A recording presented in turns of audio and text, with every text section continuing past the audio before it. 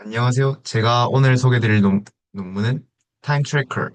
이 논문의 핵심은 이벤트 카메라라는 새로운 센서를 활용하여서 비디오 프레임 인터폴레이션 태스크에서 널리니어하고 컨티뉴어스한 모션까지 포착할 수 있는 방법을 제안한 논문입니다.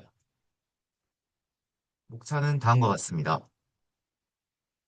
비디오 프레임 인터폴레이션이라는 태스크는 이제 두 프레임 사이의 중간 프레임을 생성하는 태스크입니다.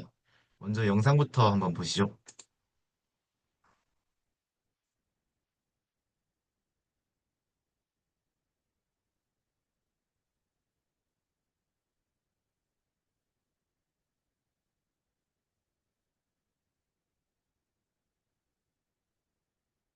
이렇게 비디오 프레임 인터폴레이션은 단순히 슬로우 모션 영상 제작뿐만 아니라 고속 카메라를 대체하거나 자율주행, 의료 영상, AR, VR 등 다양한 실생의 응용을 가지고 있습니다. 하지만 빠르게 움직이거나 곡선 궤적을 가지는 모션들에 대해서는 기존의 방법들이 제대로 작동을 안 했다는 단점이 있습니다. 그리고 이 논문을 이해하기 위해서는 몇 가지 백그라운드 놀리지가 필요합니다. 첫 번째는 옵티컬 플로우입니다. 두 프레임 사이의 픽셀의 이동을 사진과 같이 이제 벡터 필드로 표현한 것입니다. 전통적으로는 옵티컬 플로우를 직접 수정해서 중간 프레임을 만드는 형식이었지만 기본적으로 리니어한 모션만 가정했기 때문에 한계점이 있었습니다. 그래서 옵티컬 플로우를 버리고 CNN이 직접 중간 프레임을 합성하는 방식이 채택되었습니다. 하지만 움직임을 명시적으로 모델링하지 않다 보니까 아티팩트가 많이 발생했습니다. 여기서 아티팩트란 인터폴레이션 결과가 실제 장면과 달라지면서 생기는 왜곡 현상을 의미합니다. 그래서 이 논문의 핵심인 이벤트 카메라에 대한 센서에 대해서 설명드리겠습니다. 이벤트는 이제 x, y, t, p로 주어지게 됩니다. 여기서 p는 폴러리티를 해서 밝기의 증감을 의미합니다. 그래서 일반 카메라는 프레임 단위로 정보를 기록하지만 이벤트 카메라는 밝기의 변화가 생길 때만 픽셀 단위로 이벤트를 기록한다는 특징이 있습니다.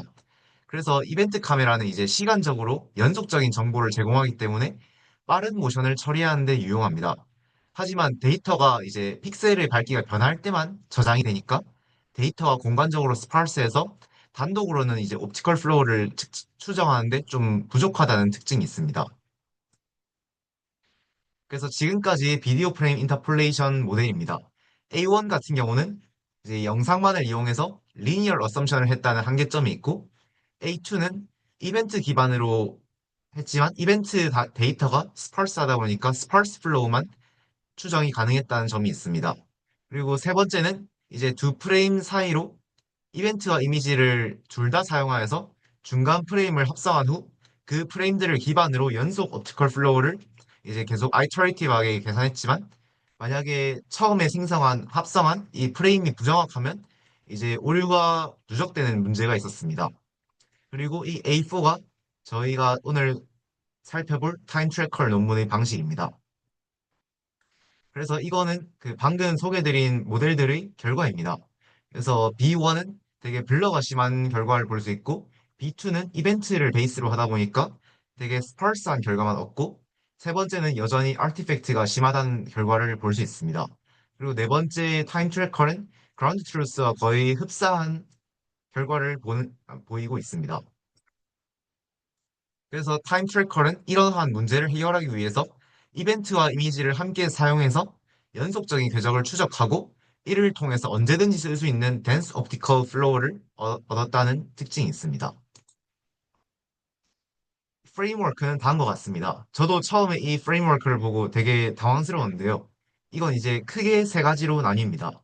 첫 번째 스텝은 이제 인풋으로 이벤트와 이미지 두 개를 얻어서 이제 밑에 브랜치에서 입력 이미지는 세그멘테이션하고 위에 브랜치에서는 이벤트를 복셀리데이션해서 지역 단위의 트래킹 템플릿을 만듭니다. 그리고 두 번째 스텝에서는 이제 Continuous Trajectory Guided Motion Estimation으로 이벤트 기반으로 로컬 리전 트래젝토리를 추적해서 코어스 플로우를 얻습니다. 그리고 세 번째 단계에서는 프레임 리파이먼트로 코어스 프레임을 이전 단계에서 얻은 거를 이제 월프하고 유닛 기반의 리파이먼트로 보정하여서 최종 중간 프레임을 복원시킵니다. 너무 복잡해 보이는데 이제 하나하나씩 뜯어보겠습니다. 첫 번째 단계인 Scene Aware Region Segmentation부터 보시면 인풋으로 이벤트와 이미지 두 개를 얻습니다.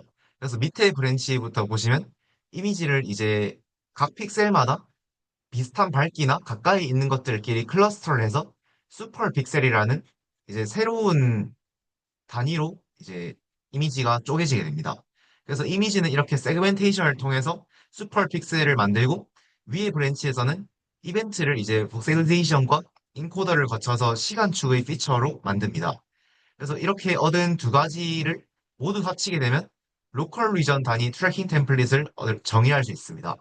즉 이제 옵티컬 플로우를 한 번에 구하는 것이 아니라 저희가 정의한 슈퍼 픽셀의 각각이 이제 어떤 모션을 취하냐 이걸 이제 이해를 해서 컨티뉴어스하게 트래킹을 할 수 있다는 것입니다. 이렇게 하면 장점이 뭐냐면 이제 이벤트만으로는 되게 스파르스하지만 이제 이미지가 되게 덴스한 정보를 가지고 있기 때문에 그 두 개를 결합해서 안정적인 시작점을 만들 수 있습니다. 즉 슈퍼 픽셀만 쓰게 되면 모든 영역을 강제로 나눴지만 실제로는 움직이지 않는 배경 영역도 많아서 쓸모없는 쿼리가 많이 생깁니다. 그리고 만약에 이벤트만 쓰게 된다면 움직임이 있는 엣지 근처만 시그널이 있고 내부 텍스처나 유니폼 리전은 비어 있다는 단점이 있습니다. 그래서 위의 브랜치를 좀 더 자세히 보게 되면 이벤트 스트림은 되게 에이싱크러너스 하기 때문에 바로 네트워크에 넣을 수 없습니다. 그래서 이제 시간축으로 여러 빈으로 나누고 이벤트를 복셀 그리드 형태로 쌌습니다. 이렇게 하면 3D CNN이나 트랜스포머에 입력할 수 있는 텐서 형태로 바뀌게 됩니다. 아래 수식은 방금 제가 말씀드린 것을 수식으로 표현한 것입니다. 그리고 이제 두 번째 블럭에 대해서 자세히 살펴보겠습니다.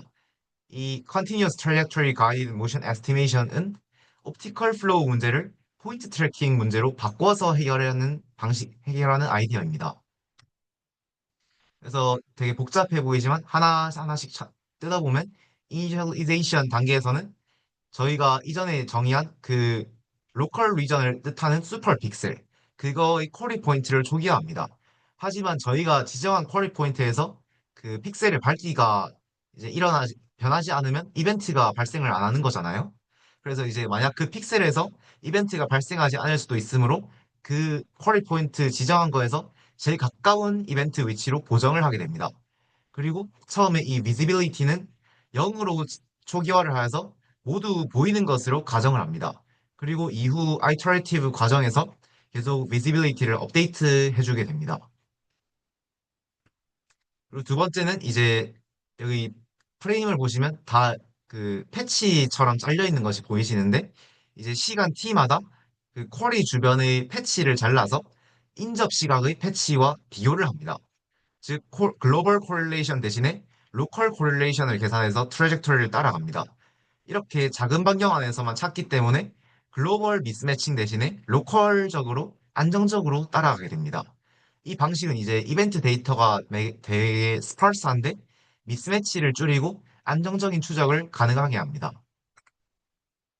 이제 다음은 이벤트 스트림을 업데이트하는 과정입니다. 그래서 이벤트 스트림은 0에서 1초 구간만 해도 되게 수만 개의 이벤트가 있습니다. 그래서 전 구간을 한 번에 모델에 넣어서 어텐션을 돌리면 되게 계산량이 커지기 때문에 그래서 이제 저희는 로컬 어텐션이라는 것을 해주는데 이제 0에서 1초 사이에 뭐 조그만 L이라는 슬라이딩 윈도우를 설치해서 그 L만큼에서 그 로컬 어텐션을 돌려줍니다.